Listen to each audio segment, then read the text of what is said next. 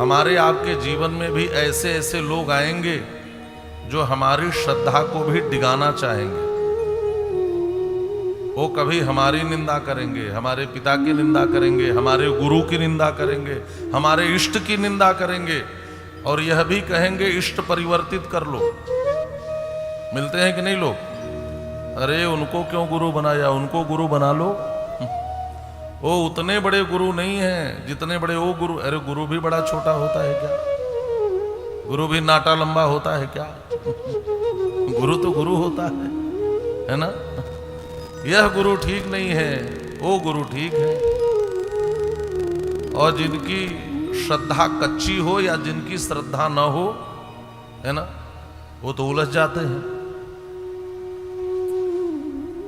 सप्त ऋषियों का तात्पर्य है ऐसे 1 2 4 नहीं, 7 लोग भी आ सकते हैं और बड़े बड़े तर्क देंगे वो। इनकी पूजा करने से क्या मिलता है, इनकी पूजा करो। इनकी पूजा करने से कुछ नहीं मिलता, इनकी पूजा करो। और हमारे आपके जीवन में इतनी बड़ी बड़ी आकांक्षाएं हैं कि हम सोचते हैं कि बस वह तुरंत मुझे प्राप्त हो जाए, है ना। और कभी यहां माथा टेकना, कभी वहां माथा टेकना, कभी वहां माथा टेकना। एक इष्ट के प्रति निष्ठा होनी चाहिए। ध्यान से सुने। जैसे कोई स्त्री ब्याह करके अपने ससुराल आती है तो उसका पति तो एक ही होता है ना। उसका संपूर्ण समर्पण तो एक के प्रति होता है, लेकिन वह और किसी का अपमान थोड़ी करती है। वह तो देवर को भी भोजन देती है बनाकर, ससुर की भी सेवा करती है, घर परिवार सबकी सेवा करती है, जेठानी की भी सेवा करती है, सासू माँ की सेवा करती है।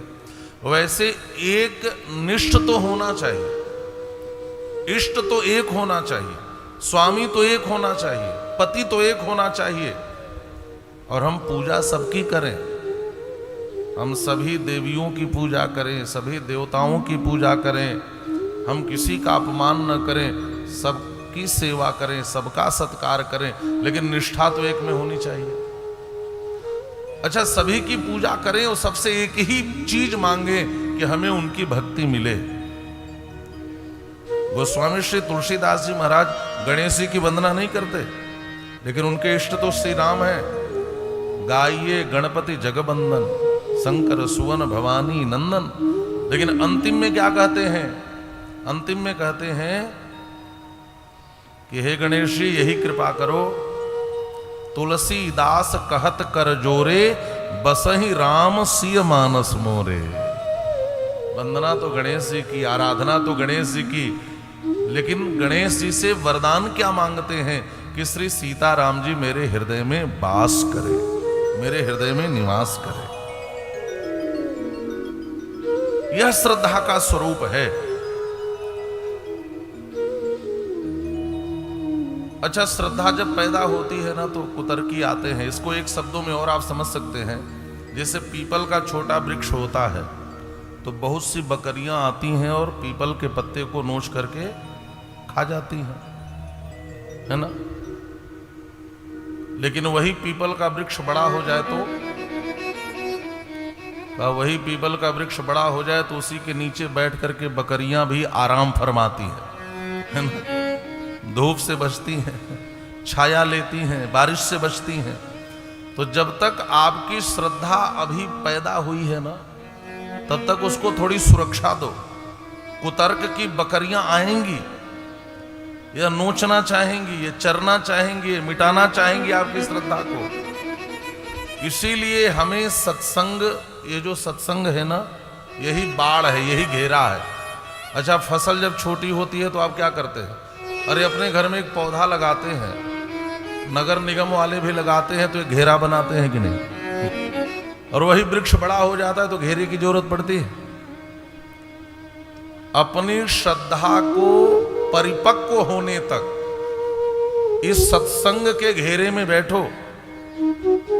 यह जो सत्संग है यही वो घेरा है, यही वो बाढ़ है जो आपकी श्रद्धा की रक्षा करेगा। नहीं तो कुतर्क की बकरियां चर जाएंगी। लेकिन जब श्रद्धा परिपक्व हो जाएगी तो जो बकरियां कल तक आपको समझाती थी, जो कुतर्क करती थी, उनके जीवन में भी समस्या आएगी तो समाधान पाने के लिए आपके ही पास आएंगे। बस अपनी श्रद्धा पर अडिग रहना। पार्वती जी के चरित्र की यही शिक्षा है कि हमारी श्रद्धा डिगनी नहीं चाहिए। जो डिग जाए वह श्रद्धा नहीं है। जन्म कोटि लगी रगड़ हमारी, बरऊ शंभु न तरहु कुंवारी, तजौ न नारद कर उपदेशु, आप कहीं सतबार महेशु, मैं पापरऊ कहे जगदम्बा, तुम गृह गवनहु भयऊ विलंबा।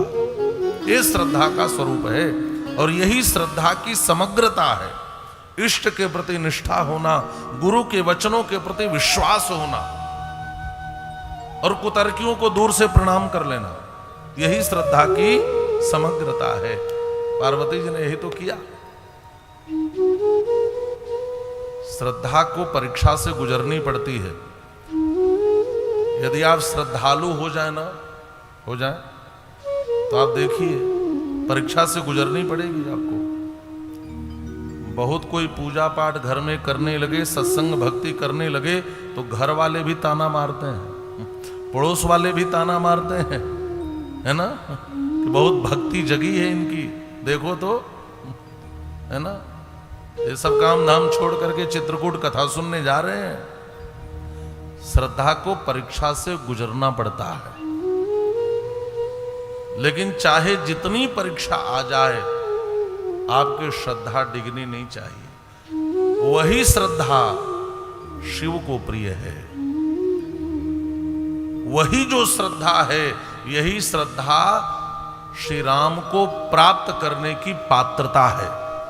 बात समझ में आ गई? श्री राम को हम तब प्राप्त करेंगे जब हमारे हृदय में अविचल श्रद्धा हो, अडिग श्रद्धा हो, अहंकार रहित श्रद्धा हो।